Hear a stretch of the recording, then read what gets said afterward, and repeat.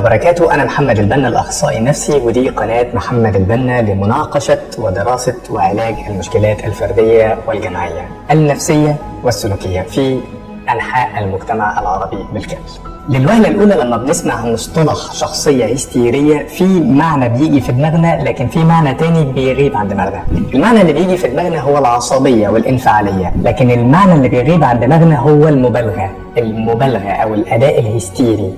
المبالغة بمعنى الأداء الأوفر. الأرقام والإحصائيات بتقول إن اضطراب الشخصية الهستيرية من الاضطرابات اللي بتيجي للستات بأعداد أكتر بكتير من الرجالة، ودي حاجة ولا عيب ولا حرام، دي مجرد طبيعة. زي ما بنقول مثلا إن الأطفال اللي عندهم ADHD بيجي للولاد أكتر ما بيجي للبنات، زي ما بنقول مثلا إن الاكتئاب في الراشدين بيجي للستات أكتر ما بيجي للرجالة، زي ما بنقول مثلا إن الشخصية المضادة للمجتمع ده اضطراب بيجي للرجالة أكتر بكتير ما بيجي للستات. يعني الموضوع مرتبط بالجاهزية النفسية والعقلية والجسدية. أما بقى بالنسبة للشخصية الهستيرية، خد عندك تغير في الحالة العاطفية بسرعة، التأثر بسهولة بآراء الآخرين، اتخاذ القرارات المتهورة، الصعوبة في الحفاظ على العلاقات، الظهور بمظهر غير لائق. غير لائق بمعنى انه يكون شخص اوفر، انه يكون شخص مبالغ، انه حد يلبس لبس غالي جدا او انه يلبس لبس عريان جدا.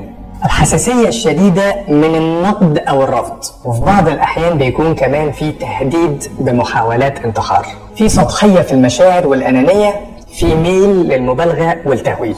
كل دي سمات الشخصية الهستيرية. ليه ممكن حد يجيله الاضطراب ده؟ بيجيلنا ازاي؟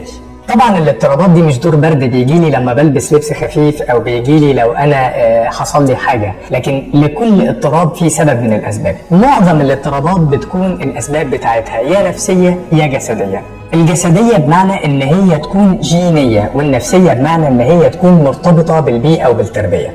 في الاضطراب بتاع النهارده محتاجين بس ان احنا ناخد بالنا من ملحوظه مهمه، ان بالنسبه للوضع الجسدي لازم نتاكد ان الشخصيه الهستيريه دي ليست لاسباب عضويه، لان في بعض الاحيان بيكون المشكله في الجهاز العصبي، هو اللي بيكون عنده مشكله.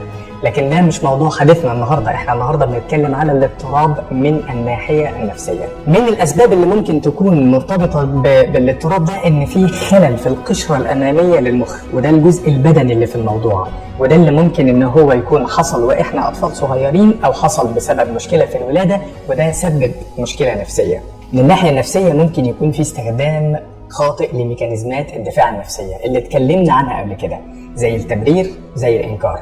احنا بنستخدمها استخدام خاطئ بشكل لا شعوري بس عشان نأمن نفسي ضد اي مصدر من مصادر القلق او التعب او الخوف او التوتر. الميكانيزمات دي شغلانه كبيره جدا واحنا اتكلمنا عنها لوحدها في 4 حلقات، تقدر حضرتك انك انت تدخل على القناه وتشترك فيها وتقدر ان انت تشوف السلسله بالكامل.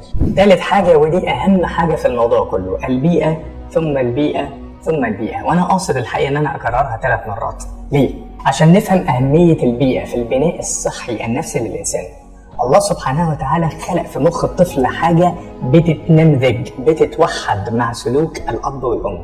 فابن الوز عوام ده حقيقي، وابن الكلب بيهوهو ده حقيقي، وابن العصبي عصبي ده حقيقي، وابن الهستيري هستيري ده حقيقي وعلمي. كمان من الأسباب اللي ممكن إن هي تعمل إصابة للإنسان بالاضطراب ده الصدمات العاطفية، خصوصا لما يكون الإنسان ده ما عندوش الصلابة النفسية الكافية اللي تخليه يتحمل. الشخصية الهستيرية بتكره جدا النقد، فلو عايزين إن احنا نساعدها لازم نحاول قدر المستطاع إننا ما نعلقش على كل السلبيات اللي هم بيعملوها. النقد الكتير حقيقي مش بيساعد على شفائهم بالمرة. الشخصية الهستيرية عاشقة للاهتمام، بتحب الاهتمام، بتتغذى على الاهتمام. لو عايزين إن احنا نساعدهم إن هم يخفوا ممكن نظهر ليهم من وقت للتاني الاهتمام والتعاطف، ولكن بشرط انه يكون بدون مبالغه.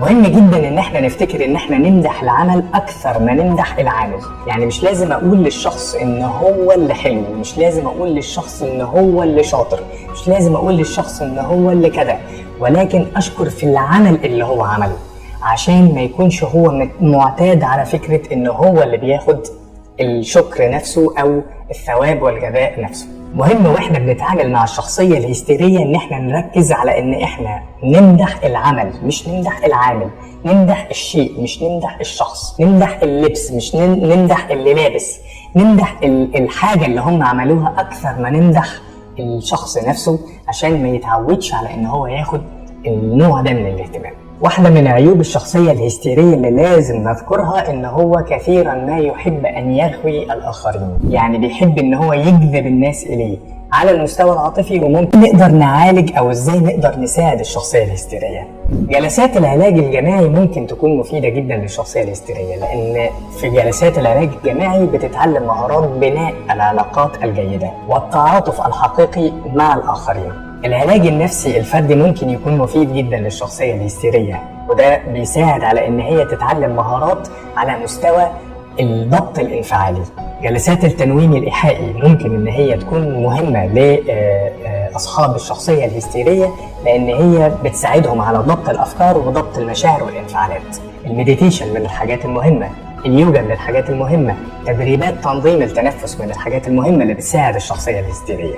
العلاج الدوائي ممكن كمان ان هو يساعد، وده في حالة لا قدر الله كانت السيفيريتي او درجة الاضطراب ده ممكن ان هي تكون عالية عند صاحبنا صاحب اضطراب الشخصية الهستيرية.